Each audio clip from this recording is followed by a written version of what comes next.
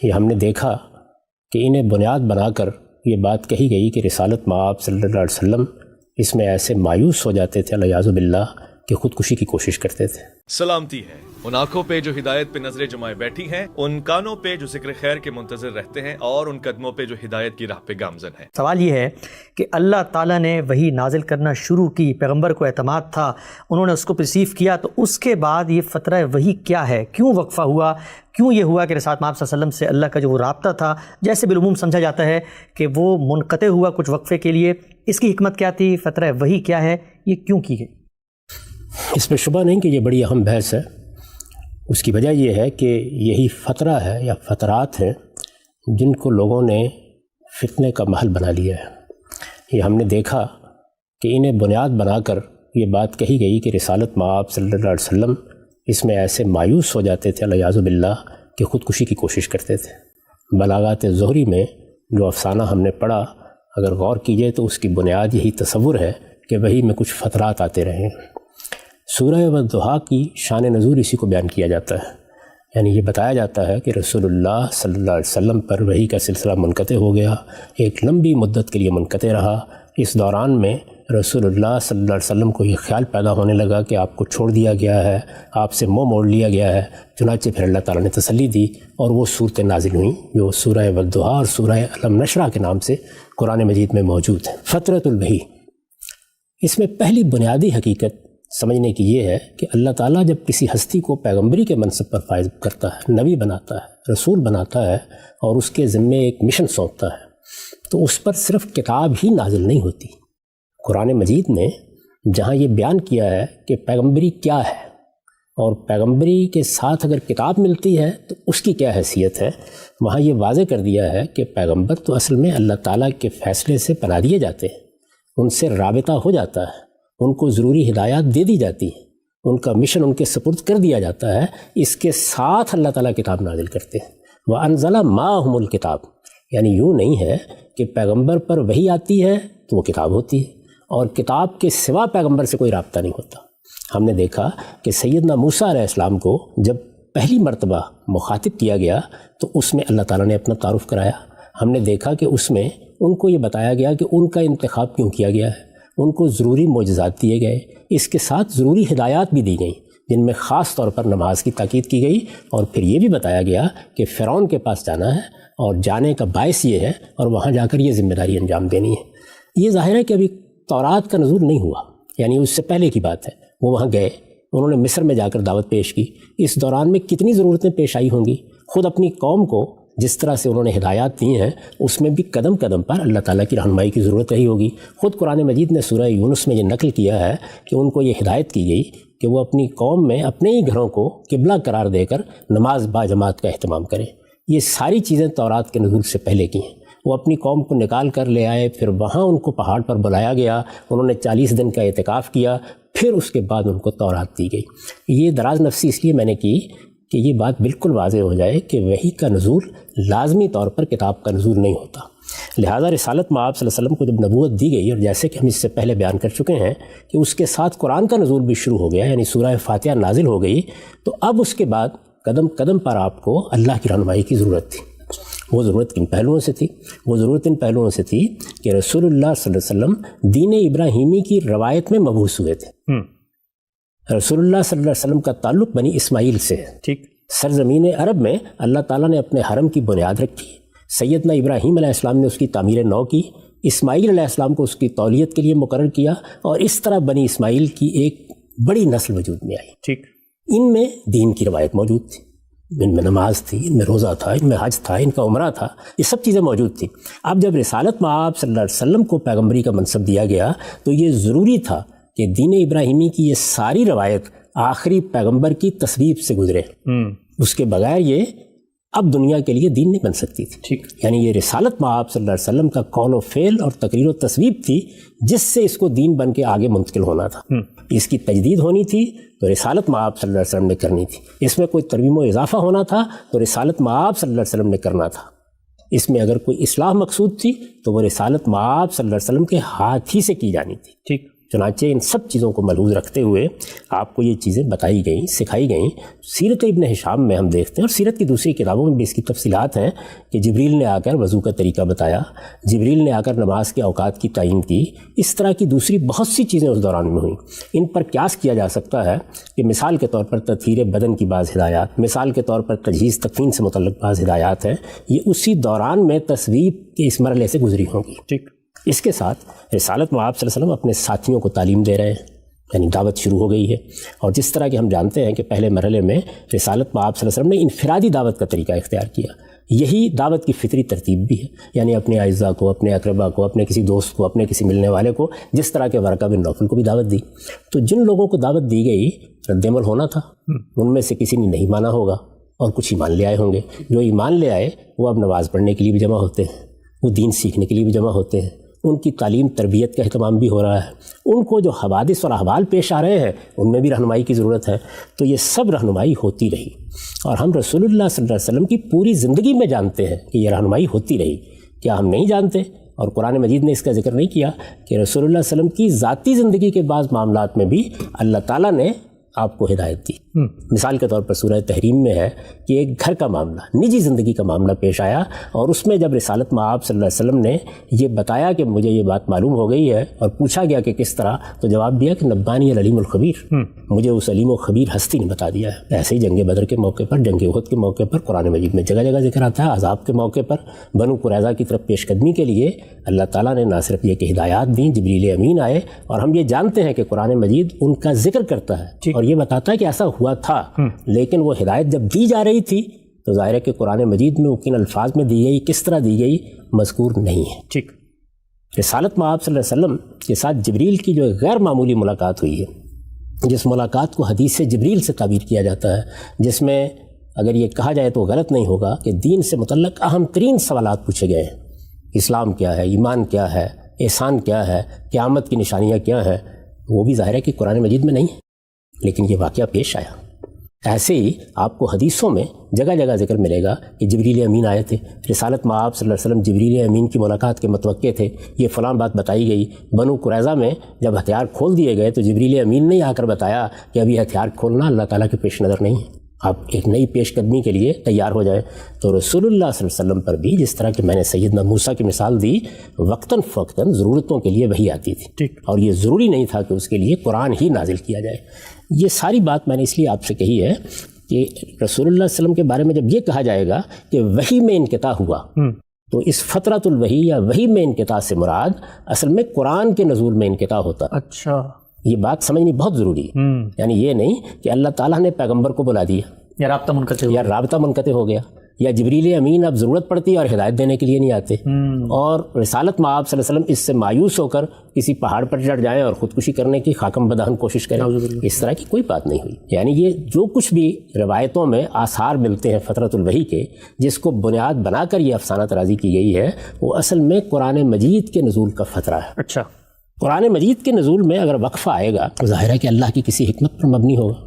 یہ آپ جانتے ہیں کہ قریش کا یہ مطالبہ قرآن میں نقل ہوا ہے کہ آپ اس کتاب کو بس ایک دفعہ سنا دیجئے۔ یعنی یہ کیا ہوا کہ ایک سورہ سنائی، اس میں کچھ سوالات پیدا ہوتے ہیں، پھر ایک دوسری سورہ آ جاتی ہے، پھر تیسری سورہ آ جاتی ہے، تو یہ جملتاً واحدہ کیوں نہیں آ جاتا؟ قرآن نے اس کا جواب دیا کہ ایسا نہیں ہوگا۔ رسالت مآب صلی اللہ علیہ وسلم کو بھی یہ بتایا ہے کہ آپ اس اجلت میں نہ پڑھیں کہ یہ پورا کا پورا قرآن آپ کو ایک ہی وقت میں دے دیا جائے، یہ اللہ کی حکمت کے تحت اسی طرح نازل ہوگا، اور وہ حکمت اس وقت موضوع بحث نہیں ہے، بتائی جا سکتی ہے کہ کیوں ایسا کیا جاتا تھا۔ تو قرآن مجید ایک تدریج کے ساتھ نازل ہوا، اس کی کوئی ایک سورہ نازل ہو گئی، اس میں وقفہ بھی آتا رہا، پھر دوسری سورہ نازل ہوئی۔ یہ قرآن مجید کا نزول ہے جس میں وقفہ ہو سکتا ہے۔ ٹھیک، اس بنیادی بات کو سمجھ لینا چاہیے۔ اب اگر قرآن مجید کے نزول میں وقفہ ہو سکتا ہے تو اس کا مطلب یہ ہے کہ پھر ہم یہ جاننے کی کوشش کریں گے کہ ایک تو قرآن کی 114 صورتیں ہیں، ظاہر ہے کہ ہر وقت تو قرآن نازل نہیں ہوتا رہتا تھا جی۔ اگر آپ دنوں پر بھی تقسیم کر لیں تو کتنے دن چاہیے اس کے نزول کے لیے؟ اگر آپ صورتوں کو بھی تقسیم کر لیں تب بھی کیا صورت بنے گی؟ تو وقفے تو ہوں گے۔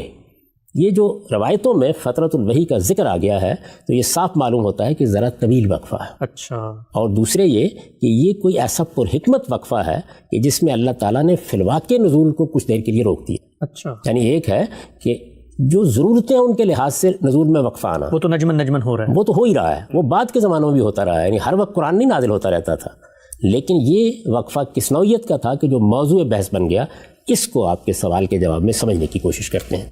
چنانچہ دیکھیے کہ میں نے آپ کی خدمت میں عرض کیا کہ رسول اللہ صلی اللہ علیہ وسلم دعوت کے منصب پر فائز کر دیے گئے ہیں، نبوت مل گئی ہے، آپ نے اپنا پیغام پہنچانا شروع کر دیا ہے، قریبی اعزاء احباب دوستوں کو آپ بتاتے ہیں۔ اس پہلے مرحلے میں، اور میں بار بار عرض کرتا ہوں کہ اس پہلے مرحلے میں انفرادی دعوت ہے، اس میں جو لوگ ایمان لا رہے ہیں ان کے بڑے بھی ہیں، بزرگ بھی ہیں، اگر وہ زیر دست ہیں تو ان پر بالادست لوگ بھی ہیں، اگر وہ غلام ہیں تو ان کے آقا بھی ہیں، تو اس میں بعض اوقات ان کو چھپ کر نماز پڑھنا پڑتی ہے، چھپ کر بعض دینی احکام پر عمل کرنا پڑتا ہے، اور رسالت مآب صلی اللہ علیہ وسلم بھی اس دوران میں اپنی دعوت کو انفرادی سطح پر محدود کیے ہوئے۔ ٹھیک، میں آپ کو ایک تصویر اس کی دکھاتا ہوں کہ یہ جو مرحلہ ہے اس میں دعوت کیسے دی جاتی تھی۔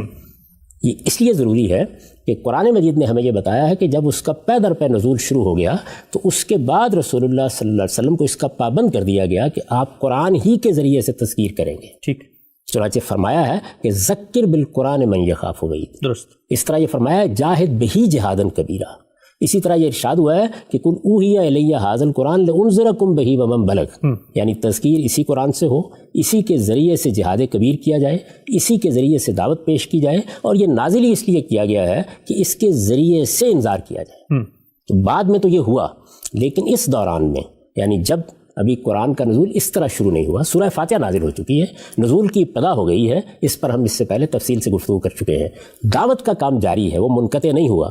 تو دعوت کے پیش کرنے کی کیا نوعیتیں سامنے آتی تھی، میں صرف ایک واقعے کی طرف اشارہ کروں گا تاکہ ایک تصویر آپ کے سامنے آ جائے، اس سے آپ اندازہ کر سکتے ہیں واقعات اس کے علاوہ بھی سیرت کی کتابوں میں بیان ہوئے ہیں۔ یعنی ہم اب تک بات یہ ہو گئی کہ جو اللہ تعالیٰ کی طرف سے وحی آتی تھی اس میں ایک چیز ہے قرآن کا نزول، اور ایک ہے اللہ تعالیٰ کا جبریل کے ذریعے رابطہ ہدایات دینا۔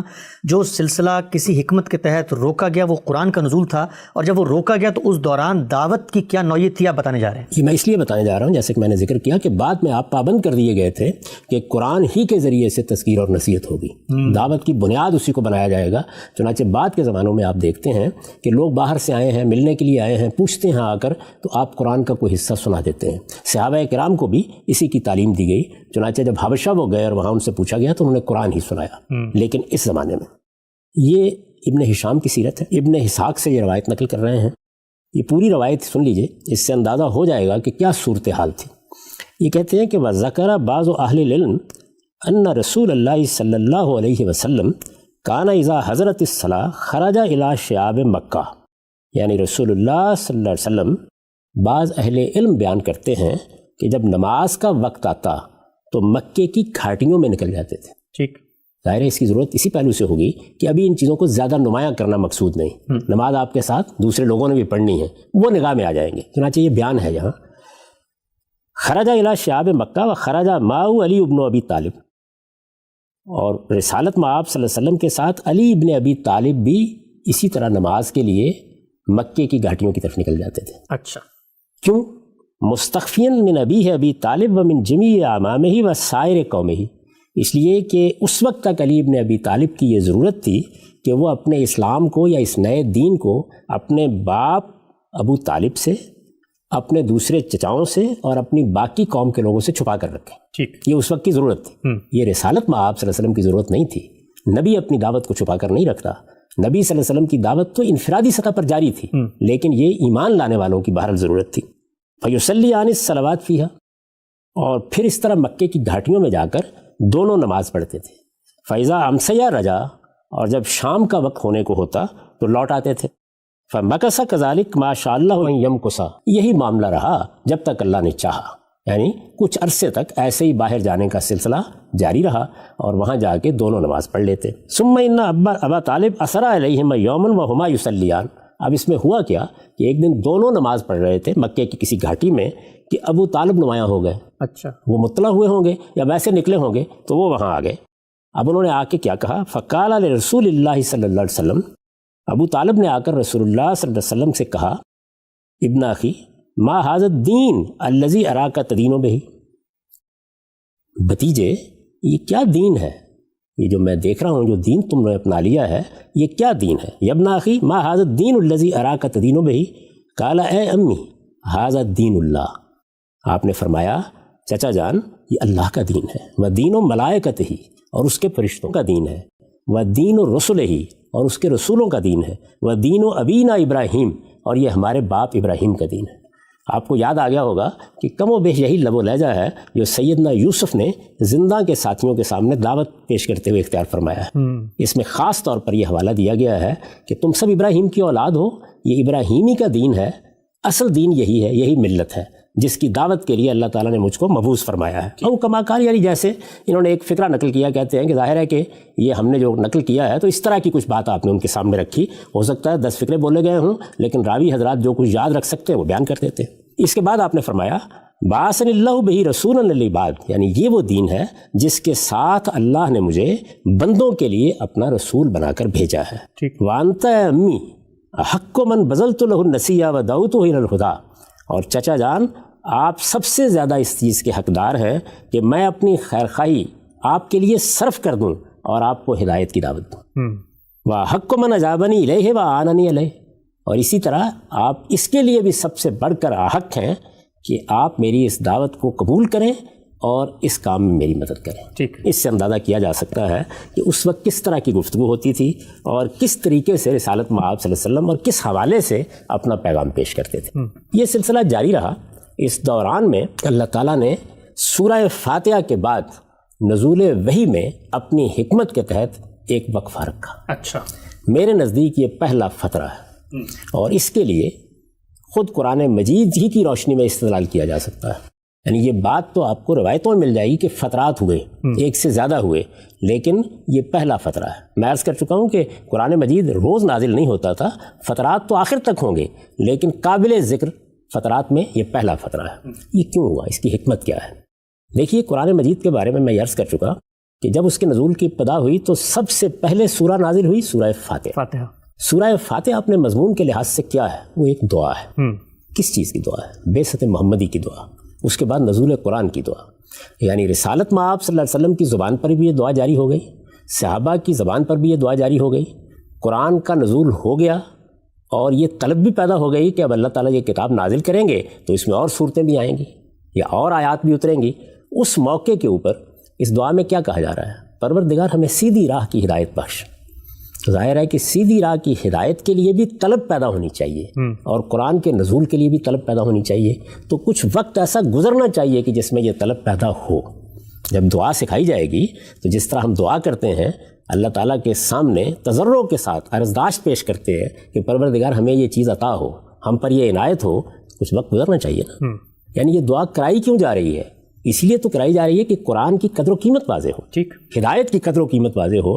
تو آپ ذرا تصور کیجئے کہ اس دوران میں حضور یہ دعا کرتے ہیں، صحابہ یہ دعا کرتے ہیں، ایک شدید خواہش پیدا ہوتی ہے کہ اب اس قرآن کا نزول شروع ہو، اللہ تعالیٰ نے جو کتاب دینے کا وعدہ کیا ہے وہ پوری کی پوری کتاب ملے۔ میں اس سے پہلے ابھی عرض کر چکا کہ بعد کے زمانوں میں آپ کو توجہ دلائی کہ آپ اس کو جلد پا لینے کے لیے بےتابی کا اظہار نہ کریں۔ اللہ اپنی حکمت کے تحت اس کو نجمن ہی نازل کرے گا۔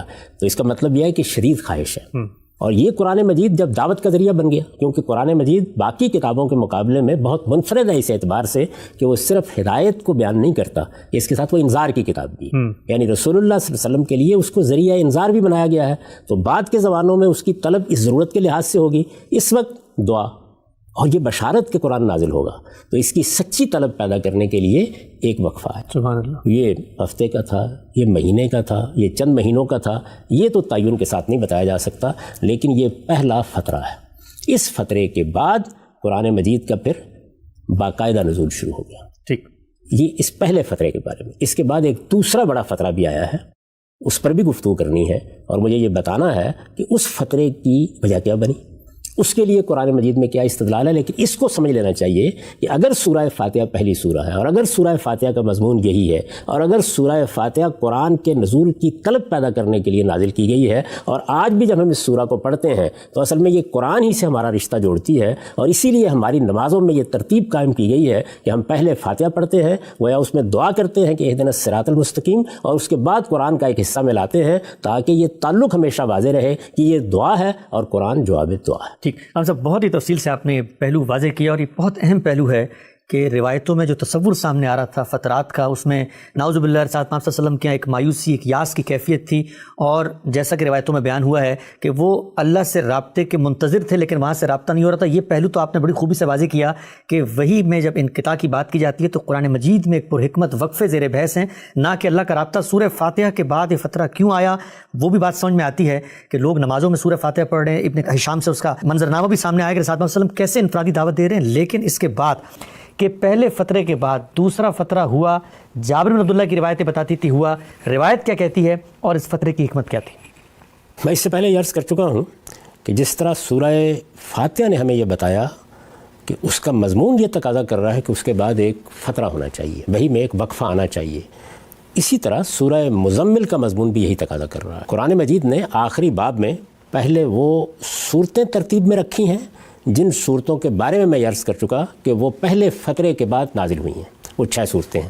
پھر سورہ مزمل آتی ہے، اور سورہ مزمل میں رسالت مآب صلی اللہ علیہ وسلم کو تیاری کا حکم دیا جاتا ہے۔ یہ بتایا جاتا ہے کہ انا سنلقی علیک قولا ثقیلا، ہم ایک بھاری بات کا بوجھ آپ پر ڈالنے والے ہیں۔ ٹھیک، میں یہ عرض کر چکا کہ وہ بھاری بات کیا ہے، وہ انذار عام ہے۔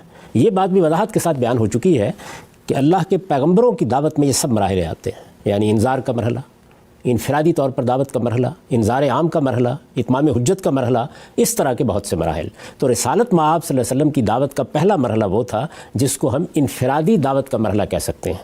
میں اس کو عام طور پر انذار کے مرحلے سے تعبیر کرتا ہوں۔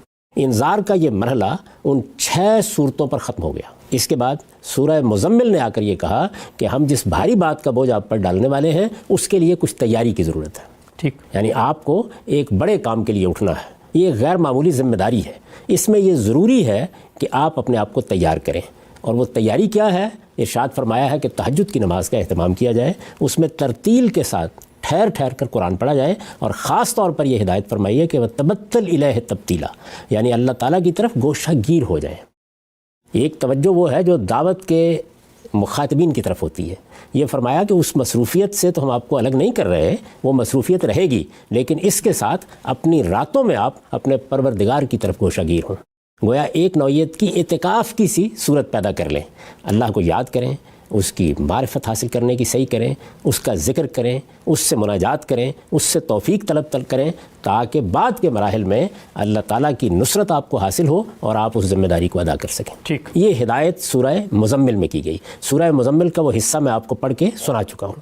میں نے عرض کیا تھا کہ یہ مضمون خود کہہ رہا ہے کہ اب اس کے بعد ایک فترہ آنا چاہیے۔ یعنی جب آپ کسی کو یہ کہتے ہیں کہ فلاں ذمہ داری آپ پر ڈالی جانے والی ہے، اس کے لیے یہ اور یہ تیاری کریں، تو یہ تیاری ایک دن میں تو نہیں ہو جائے گی، اس میں کچھ وقت لگے گا۔ یعنی اب قرآن کی تلاوت ہوگی، اب رسالت مآب صلی اللہ علیہ وسلم رات کو اٹھیں گے، اب آپ ترتیل کے ساتھ قرآن پڑھیں گے، اب اپنے پروردگار کی طرف گوشہ گیر ہوں گے، اس کے بعد ایک وقفہ ہو، ایک فترہ ہو کہ وحی کا نزول دوبارہ شروع کیا جائے۔ ٹھیک، چنانچہ یہی بات ہے جو جابر بن عبداللہ کی روایت میں بیان ہوئی ہے۔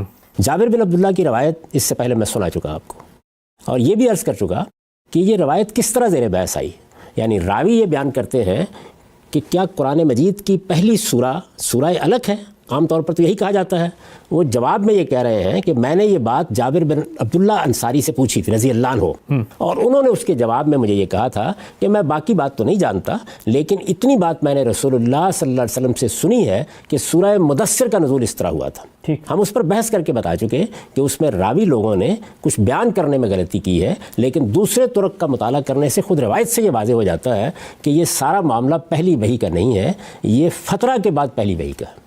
یعنی قرآن کے نزول میں ایک فترہ آیا، ایک وقفہ آیا، اس کے بعد پہلی سورہ کون سی نازل ہوئی، جابر بن عبداللہ اس کو بیان کر رہے ہیں۔ اب اس روایت کو ایک مرتبہ پھر سن لیجئے۔ ٹھیک، یہ روایت اگرچہ پڑھی جا چکی ہے، لیکن 2-3 قسط پہلے پڑھی گئی تھی، اس کو دوبارہ سن لیجئے تاکہ ربط کلام بالکل واضح رہے۔ میں نے یہ روایت بخاری سے آپ کی خدمت میں پیش کی تھی، یہ وہی کتاب التفسیر ہے۔ ابن شہاب کی روایت ہے، وہ یہ کہتے ہیں کہ ابو سلمہ نے ہم تک یہ بات پہنچائی ہے۔ کیا پہنچائی ہے؟ وہ یہ کہتے ہیں کہ اخبرنی جابر بن عبداللہ، وہ یہ کہتے ہیں کہ مجھے جابر بن عبداللہ رضی اللہ عنہ نے یہ خبر دی انہ سمع رسول اللہ صلی اللہ علیہ وسلم یحدث عن فترۃ الوحی، یعنی وہ رسالت مآب صلی اللہ علیہ وسلم سے روایت کر رہے ہیں اور یہ کہہ رہے ہیں کہ رسول اللہ صلی اللہ علیہ وسلم کو انہوں نے فترۃ الوحی کے بارے میں بات کرتے ہوئے سنا، یعنی پہلی وحی کے بارے میں نہیں بلکہ قرآن مجید کے نزول میں جو ایک فترہ آیا اس کے بارے میں گفتگو کرتے ہوئے بات کرتے ہوئے سنا۔ وہ کیا بات تھی؟ فبینہ انا امشی، یعنی رسالت بآب صلی اللہ علیہ وسلم نے فرمایا اس اسنا میں کہ میں چلا آ رہا تھا۔ یہ تو نہیں بیان کیا گیا کہ کہاں سے چلے آ رہے تھے، لیکن فرمایا کہ میں چلا آ رہا تھا۔ اس سے یہ واضح ہوا کہ گھر پر نہیں تھے۔ سمیت صوتم من السماء، میں نے آسمان سے ایک آواز سنی، فرفعت بصری قبل السماء، تو میں نے آسمان کی طرف نگاہ اٹھا کے دیکھا، فاذا الملک الذی جاءنی بحرا قائد علی کرسی بین السماء والارض، تو میں کیا دیکھتا ہوں کہ وہی فرشتہ جو میرے پاس حرا کے پہاڑ پر آیا تھا۔ یہ واقعہ ہم بیان کر چکے ہیں، یہ بھی بتا چکے کہ قرآن مجید اس کو کس طرح بیان کرتا ہے۔ تو فرمایا کہ وہ فرشتہ جو میرے پاس حرا کے پہاڑ پر آ چکا، وہی فرشتہ آسمان و زمین کے مابین کرسی پر بیٹھا ہوا ہے۔ فجئست من، تو میں کچھ مروب سا ہو گیا، یعنی ظاہر ہے کہ جبریل امین ہے، اپنی اصل صورت میں ہے، رسالت میں آپ سرمت کو دیکھا، زمین و آسمان پر ایک طرح سے چھائے ہوئے ہیں، میں کچھ مروب سا ہو گیا، حتیٰ حویت الی الارض، یہاں تک کہ زمین کی طرف جھک پڑا۔ یعنی ظاہر ہے کہ ایک فطری سا رد عمل ہے اس طرح کی صورتحال کو اچانک دیکھ کر جو کسی بھی شخص پر طاری ہو سکتا ہے۔ حتیٰ حویت الی الارض، یہاں تک کہ میں زمین کی طرف جھک پڑا۔ فجئت اہلی، پھر اس کے بعد میں اپنے گھر آیا اور میں نے گھر والوں کو آ کر کہا زملونی زملونی، ذرا مجھے میری چادر دے دو، میں چادر اوڑھنا چاہتا ہوں۔ فزملونی، تو مجھے چادر انہوں نے اڑا دی۔ فانزل اللہ تعالیٰ، اس کے بعد اللہ تعالیٰ نے یہ سورہ نازل کی، یا ایھا المدثر، اس کے بعد فرمایا ہے کہ اس کی ابتدائی آیات نازل ہو گئیں۔ ٹھیک، یہ روایت ہے۔ اس روایت میں یہ بالکل واضح ہے کہ وہ فترۃ الوحی ہے جس کے بعد پہلی سورہ سورہ مدثر ہے جو رسالت مآب صلی اللہ علیہ وسلم پر نازل ہوئی ہے۔ یہ بات قرآن مجید کی ترتیب سے بالکل اسی طرح واضح ہو جاتی ہے۔ یعنی ہم نے 7ویں باب کو دیکھا کہ اس میں 6 صورتیں ہیں، یہ انذار کی صورتیں ہیں، بالکل ابتدائی دور میں نازل ہوئی ہیں۔ اس کے بعد سورہ مزمل آتی ہے، سورہ مزمل آ کر یہ کہتی ہے کہ تیاری کیجئے، ایک بھاری بات کا بوجھ آپ پر ڈالنے کا فیصلہ کر لیا گیا ہے۔ اس کے فوراً بعد کون سی سورہ ہے؟ سورہ مدثر۔ اچھا، تو سورہ مدثر میں گویا وہ بھاری بات کا بوجھ ڈال دیا گیا ہے۔ میں نے عرض کیا تھا کہ وہ انذار عام کا بوجھ ہے۔ چنانچہ سورہ مدثر کا ابتدائی حصہ میں آپ کے سامنے پیش کر دیتا ہوں، یہ بالکل واضح ہو جائے گا کہ سورہ مزمل کے بعد یہ فترہ کیوں آیا، اور یہ بھی واضح ہو جائے گا کہ اس کے بعد سورہ مدثر کیوں نازل ہوئی، اور یہ بھی کہ سورہ مدثر میں آپ کو کیا ہدایت فرمائی گئی ہے۔ ارشاد فرمایا ہے بسم اللہ الرحمن الرحیم، میں ابتدائی آیات پڑھ رہا ہوں۔ بسم اللہ الرحمن الرحیم، یا ایھا المدثر قم فانذر وربک فکبر وثیابک فطہر والرجز فہجر ولا تمنن تستکثر ولربک فاصبر۔ ان کا ترجمہ ہے اللہ کے نام سے جو سراسر رحمت ہے، جس کی شفقت ابدی ہے، اے اوڑھ لپیٹ کر بیٹھنے والے۔ یہ یاد ہوگا کہ یہی خطاب کا اسلوب سورہ مزمل میں بھی ہے۔ میں یہ عرض کر چکا ہوں کہ یہ کوئی وقتی صورتحال نہیں ہے، بلکہ اس زمانے میں رسالت بآب صلی اللہ علیہ وسلم پر یہی کیفیت طاری تھی، یعنی بالعموم چادر اوڑھ کر بیٹھ جاتے اور ایک فکر مندی کی سی صورتحال رہتی۔ یہاں پر بھی ایسا ہی ہوا ہے، اور ہم جابر کی روایت میں یہ پڑھ چکے ہیں کہ جب فرشتے سے ملاقات کے بعد آپ گھر تشریف لائے تو آپ نے چادر مانگی اور چادر اوڑھ لی۔ اس موقع کے اوپر سورہ مدثر کا نزول ہوا، تو یہ دل نواز خطاب کا اسلوب اختیار کیا گیا ہے۔ اے اوڑھ لپیٹ کر بیٹھنے والے، اٹھو اور انذار عام کے لیے کھڑے ہو جاؤ۔ اب یہ دیکھیے کہ یہاں الفاظ ہیں قم فانذر، اٹھو اور انذار کے لیے کھڑے ہو جاؤ، لیکن عربی زبان میں فعل اپنے مدارج کے لحاظ سے استعمال ہوتے ہیں۔ انذار اس سے پہلے بھی ہو رہا تھا، انذار کی صورتیں بھی پہلے بیان ہو چکی ہیں۔ سورہ مزمل میں یہ بتایا گیا کہ ہم آپ پر ایک بھاری بات کا بوجھ ڈالنے والے ہیں۔ اس سے یہ بات آپ سے آپ واضح ہو جاتی ہے کہ یہاں فانذر کا فعل انذار عام کے مفہوم میں ہے۔ چنانچہ یہی میں نے ترجمہ کیا ہے، اٹھو اور انذار عام کے لیے کھڑے ہو جاؤ۔ اس پر ایک نوٹ ہے، وہ بھی سن لیجیے۔ یہ اس ذمہ داری کا بیان ہے جس کی طرف پچھلی سورہ میں انا سنلقی علیک قولا ثقیلا کے الفاظ میں اشارہ فرمایا ہے۔ استاد امام لکھتے ہیں مکے اور طائف کے سرداروں کے کانوں میں توحید کی اذان دینا، اور وہ بھی اس دعوے کے ساتھ کہ آپ اللہ کے رسول ہو کر آئے ہیں، اگر انہوں نے آپ کے انذار کی تکذیب کی تو اس کے عذاب کی زد میں آ جائیں گے، یعنی اللہ کے عذاب کی زد میں آ جائیں گے، کوئی سہل کام نہ تھا۔